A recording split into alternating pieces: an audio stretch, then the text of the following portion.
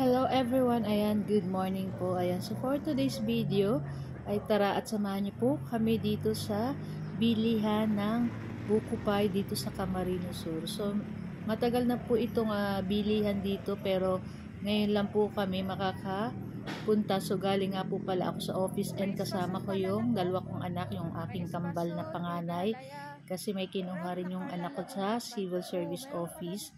So, dumaan na po kami dito bago kami umuwi. Kasi matagal na silang nagkikrave ng buko pie. So, meron pala dito guys na buko pie at galing pa to sa Lukban, Quezon. Yung mga tinitinda nila dito. From Quezon talaga. Kaya marami silang tulad ng mga sweet spicy na suka. Ayan. May mga tinda sila dito. Hindi lang buko pie. So, itong mga ganitong uraro ay nakakabili lang kami talaga nito dati sa Quezon Province, itong apas na biscuit. Ayan, so marami pala silang tinda dito guys, kaya buti na lang napadaan kami dito. Ayan, ito yung sweet and spicy na suka nila. So yung ganyan guys, medyo mahal-mahal, 197, pero malaking bote naman na siya. Ayan, merong guyuba na juice. Ayan, ito yung ating buko pie. Ayan, so yun nga, share lang namin sa inyo guys. So, masarap yung buko pie nila dito. So, yung parang nakakatikim lang kami dati nito sa parteng Laguna. Pag galing kang Manila or uuwi ka ng probinsya, ayan, dun ka makakabili nito sa Laguna kung tama ako. So, ayan, may tinda rin sila ng mga sing-aling-aling ba ang tawag nun. Ayan, tapos may meringue. So, ayan, oh.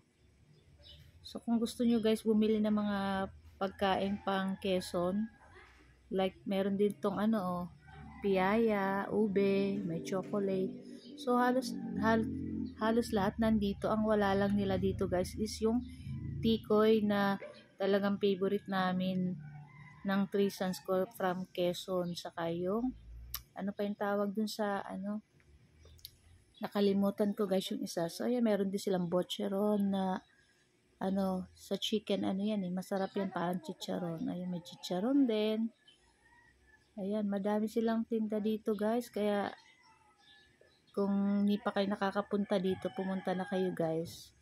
Marami kayong pwedeng matikman ditong masasarap na pagkain na mga kakanin din guys. Ayan, so may yema. Ayan, so bumili ako ng isang box nito. So, yung ganyan guys is 152, not bad kasi madami naman siyang laman.